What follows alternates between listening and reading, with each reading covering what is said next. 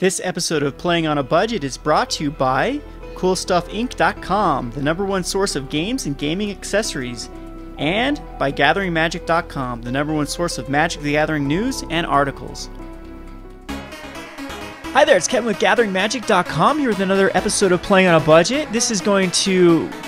Last week we did Mono Black on a budget. This week I'm going to take the Mono Red on a budget, and the cool thing about this is most of the cards in this deck are all uncommons and commons, so it's very easy to find these cards to actually build a deck.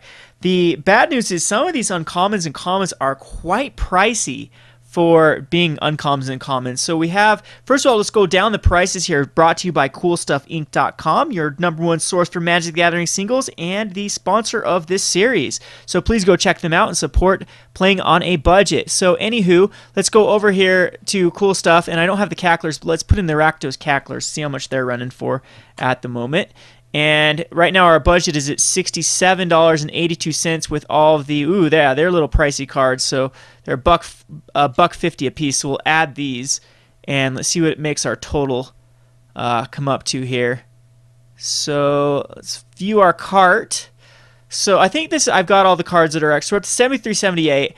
The Cacklers are $1.50. The Magma Jets are $2.50. I expect that to start coming down in price, as they do see a lot of modern play. But this was in Heroes versus Monsters as well as Theros, as well as the reprint. So I don't know if we can really justify that price. It'll probably start coming down in the near future. But then we have Fanatic of Mogis, which is $1, which sees as much play as Magma Jet, to be honest with you, and it is only $1, and it's not a reprint, and it's out of Theros and not in Heroes versus Monsters. So a couple of the other pricey cards here, we have Chandra Phoenix at $5.99. That has gone up crazily in the last couple months, and then Burning Earth, which is a 2 of in the sideboard, which is $4.99, and Ash Zealots, which is a 4 of, which is $4.99. So you can make this deck a little more expensive with Boros Reckoners, but since this is a budget brew, and since Boros Reckoners are like $16 a piece, we will not put them in the deck. Another card you can put in is Mutavault to give this deck a bit more of reach. So let's go back to our deck list here, and we'll start off with just 21 basic mountains. I'm hoping they give us some sort of red land that does something besides tap for mountains here in the future, but right now mountains are fine for this deck. I'm only opting to go one drop, which is Rakdos Cackler, because I absolutely do not like Fire Drinker Satyr.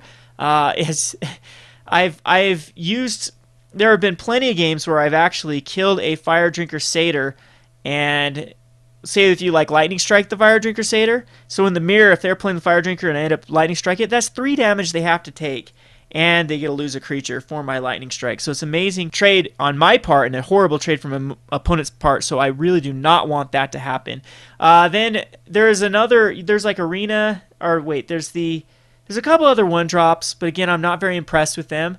The best one would be the Goblin, the Foundry Street Denizen, which I would suggest putting in here if you want another 1-drop, because it at least benefits the most without hurting you at all. And I mean, turn 2, a lot of times you can actually go like Burning-Tree Emissary into Burning-Tree Emissary into say another Cackler, and then first turn, if you had the Foundry Street Denizen, it's swinging in for 4, which is pretty impressive for a turn 2 play. But still, I think that just the Rakdos Cackler is just the 4 of is the way to go, especially on the draw. I mean, I do not like Rakdos Cacklers. A lot of times I just side them out because I don't really care about being as aggressive as possible. I just care about going over the top of my opponents. So anyway, I have 3 of Shocks for removal in the 1-drop slot, and then we also have the 4 Lightning Strikes and 4 Magma Jets. I'm running a full package of both because I think they're both amazing.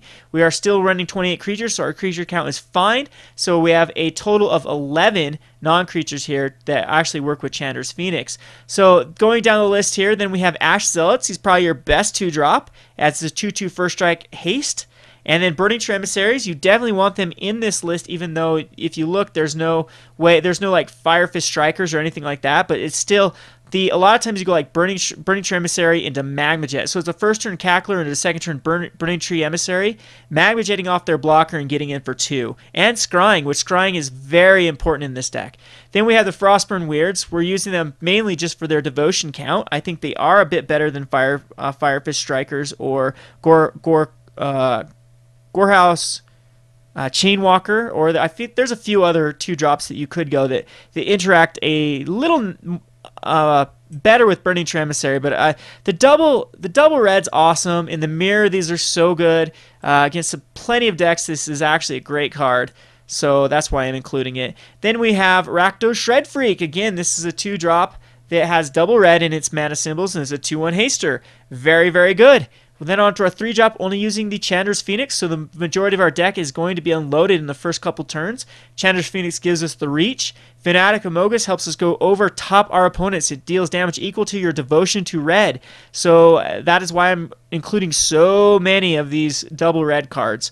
Again, if you wanted to make this deck more expensive, there's cards like Perforos that you can add in here, or Boros Rekner. Or you could even go into cards like Chandra Pyromaster. She's really good in this sort of deck as well. And then I mentioned Mutavaults and whatnot. So if this doesn't do good in the wrap-up, I'll show the version that I currently run for Red Deck Wins.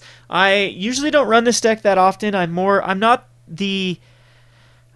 used to be an aggro player a long time ago, but I've switched over into more mid-range / synergistic decks. I don't like to call myself a combo deck player either, because combo decks are usually the decks that try to win with their combo.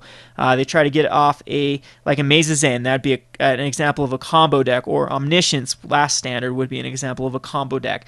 So I like to find synergistic decks that work. That is why one of the very first decks I did run was Mono Black Devotion, and everyone else seemed to catch on the same time I was catching on that it was a great deck, because it was a very synergistic deck. So anyways, we'll see how well I do. Again, I'm not an aggro player, so I apologize in advance if I don't do well with this.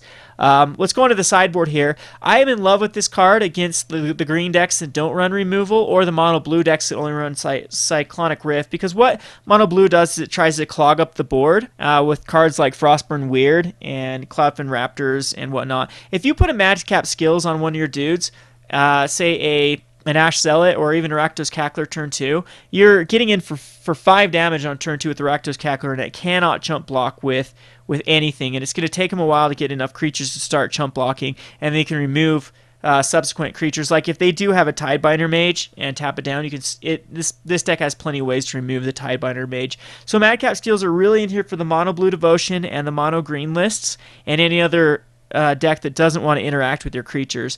We have 4 of Act of Treasons for the mono black devotion list. There's no better feeling than taking their Desecration Demon on turn 4 and killing them with it. That is a scenario that happens all the time. You first turn Rakdos Cackler, second turn into another threat, third turn into another threat. They usually at that point they're down to low enough life that you can grab their Desecration Demon and smack them over the face with it. Another cool thing is sometimes you have to grab their Ninthville Spectre and sack it to their Desecration Demon and then get in for more damage in it. So Act of Treason ends up actually being a removal spell. So anywho, we also have Flames of the Firebrand against the green list. They run a lot of the Voyaging Satyrs and the Elvish Mystics, and it's a great way to 2-for-1 or even 3-for-1 them with Flames of the Firebrand. And I have 2 Peak Eruptions in here, mainly for the decks like UWR or Boros, or anything that splashes red and puts in a mountain. A lot of times you can lock them out of a color. I don't like it too much versus Red Deck Wins. It's not the greatest card versus Red Deck Wins, because it does cost you 3 mana to do 3 damage. A lot of times by that point you don't even care about destroying their lands. But this card is so good against Chained to the Rocks, and the Boros matchup can be sort of a problem. A lot of times when you get your Chandra Phoenix chained to the rocks, it's a bit annoying, and Peak Eruption gives us a way to actually destroy that mountain and get back whatever card that they chain to the rocks. So Burning Earth then, of course, comes in against the Esper builds and any other deck that is brave enough to run 3 colors in this format. So that's just a bit of an overview of the deck. Again, this is a very, very common deck. It was the most common deck at the start of the Theros rotation. Very straightforward. It is one of those decks you do just turn your card sideways, but I would argue that there is a lot of skill in aggro decks when you get to the top level. I mean, you have to play around your opponent's cards, you have to make the right decisions, and it isn't just as straightforward as some people think. I would say that decks like Mono Blue and Mono Black Devotion are a lot more straightforward decks than even Mono Red aggro here. So I hope you enjoyed this list. We'll see how it works. This is Kevin with GatheringMagic.com. Thanks for watching.